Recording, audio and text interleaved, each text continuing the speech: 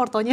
Wah, luar biasa berdarah-darah Mbak Sasa hari Bahkan ini. kalau tadi kita barusan update, lagi-lagi IHSG kena trading halt ya 8%. Yes. Kalau kemarin kan di siang hari, kalau sekarang ini sekitar sekitar setengah jam setelah pembukaan perdagangan. Apa sebetulnya kawanan pasar yang menyebabkan tekanan jual masif ini masih terus berlanjut? Hal ini diakibatkan karena MSCI yang pada hari kemarin pagi hari ya mengeluarkan statement bahwa Indonesia harus segera melakukan perubahan mengenai keterbukaan dan transparansi free float di saham-saham konstituen IHSG. Jika tidak, ada konsekuensinya di masa yang akan datang.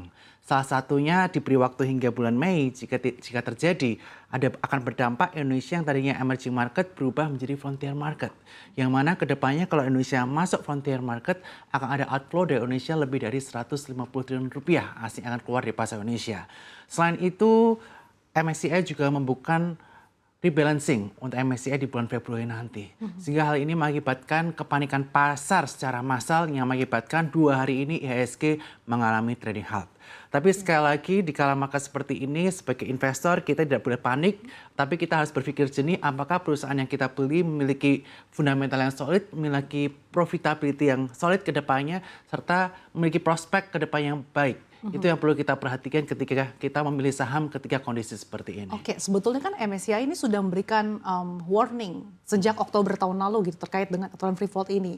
Tapi sebetulnya progresnya seperti apa? Karena sebenarnya dari pihak bursa sendiri mengatakan sudah ada perbaikan minor, tapi ternyata MSCI sendiri belum cukup puas untuk progres ini.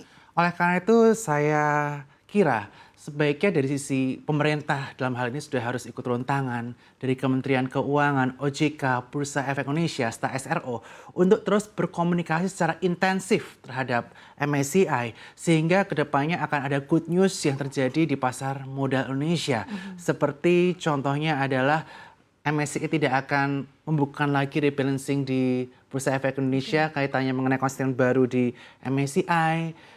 Dengan cara apa? Dengan cara kira-kira apa keterbukaan data yang diperlukan oleh Indonesia supaya MSCI bisa menerima konstituen baru lagi dari Indonesia dan tidak mendowngrade Indonesia dari emerging market ke frontier market. Itu harus dilakukan oleh semua pihak, bahkan pemerintah menurut saya sudah harus ikut campur tangan dalam hal ini. Keterbukaan seperti apa sih? Karena kan kalau kita sama-sama mendengarkan statement dari Bursa Efek Indonesia kemarin sebetulnya terkait dengan data-data akses pasar ini sudah bisa diakses oleh publik langsung sebetulnya. Nah, di sini saya juga tidak mengetahui sedetail apa data yang diperlukan oleh MSCI.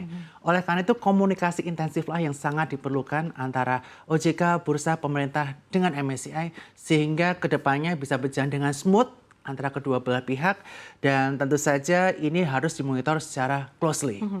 Dan saya harapkan mudah-mudahan untuk menenangkan pasar, Bursa Efek Indonesia OJK harus segera melakukan komunikasi intensif dengan MSCI dan mempublikasikan hasil diskusi antara kedua belah pihak sehingga tentu saja ini akan menenangkan pasar dan mengakibatkan pasar Indonesia kembali bergairah lagi. Kalau MSCI membukukan rebalancing index artinya beberapa saham yang sebelumnya diekspektasikan akan masuk ke indeks MSCI di bulan Februari ini akan pupus.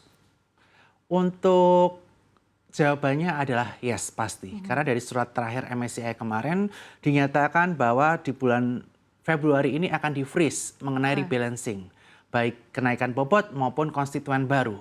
Sehingga tentu saja ini tidak akan ada saham baru yang masuk ke MSCI. Chance-nya di Mei ya nanti ya kalau Chance-nya di misalkan Mei. MSCI sudah cukup puas dengan beberapa ketentuan yang sudah disampaikan. Yes. Kalau kita lihat pergerakan IHSG saat ini bahkan sudah di bawah level psikologis 8.000. Saat ini di 7.600.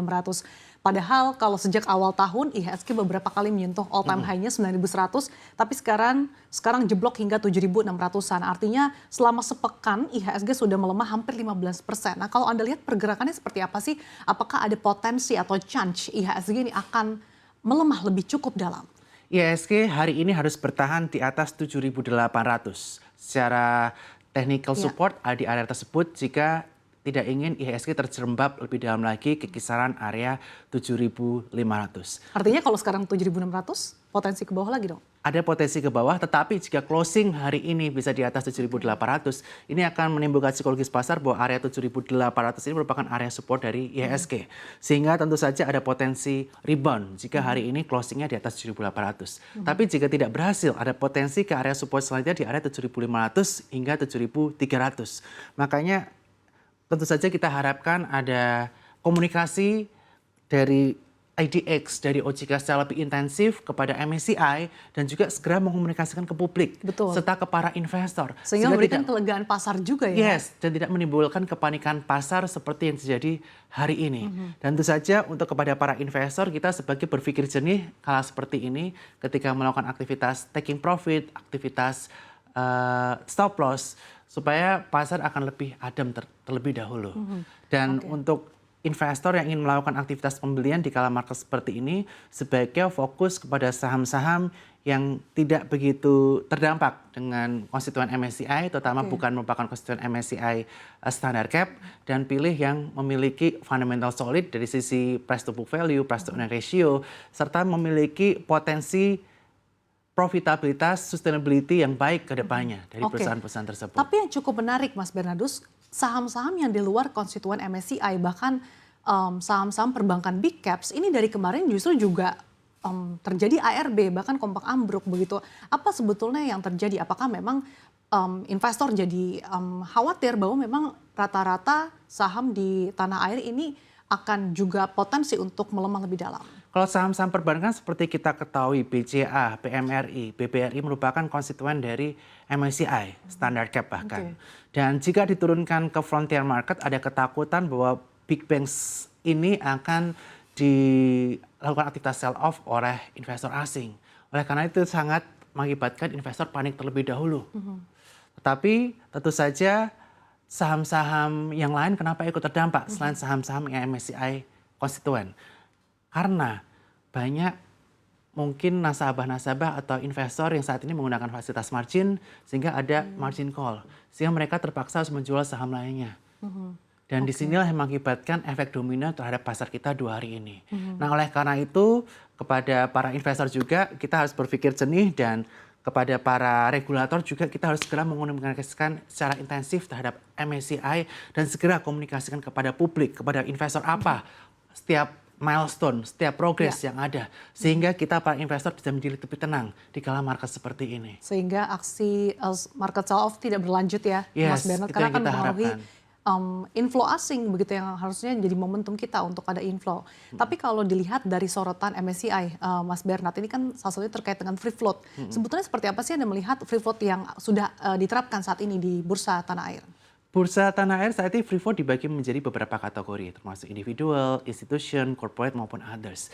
Dan dari pihak MSCI sendiri mereka pada beberapa bulan yang lalu menyatakan bahwa mereka mewacanakan untuk mengeksklud corporate dan others dari perhitungan free float.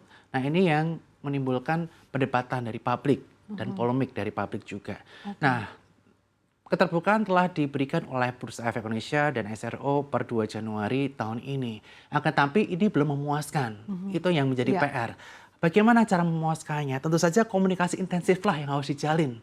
Kita harus lakukan komunikasi intensif dan semua bentuk komunikasi ini harus disampaikan ke publik dan keterbukaan. Sehingga publik ini akan menjadi trust terhadap indeks kita, indeks harga saham gabungan. MSCI juga trust dengan indeks kita, sehingga indeks kita bisa membaik. Dan saya harapkan dengan ada trading halt di hari kedua secara beruntun ini, SRO, regulator harus segera memberikan statement kepada publik, kepada investor, dan kepada MSCI. Kira-kira apa yang harus kita lakukan supaya aktivitas sell off dari asing maupun lokal tidak terjadi. Karena sebagai informasi kemarin ketika diumumkan MSCI kaitannya mengenai freeze Indonesia, kaitannya mengenai new konstituen ke MSCI dan juga free float di Februari nanti, aktivitas sell off asing cukup besar, lebih dari 6 triliun. Dan itu yang tidak kita harapkan. Karena jika asing terus keluar dari market kita, IHSG kita berpotensi koreksi akan semakin dalam. Sehingga komunikasilah, ini yang paling penting untuk saya.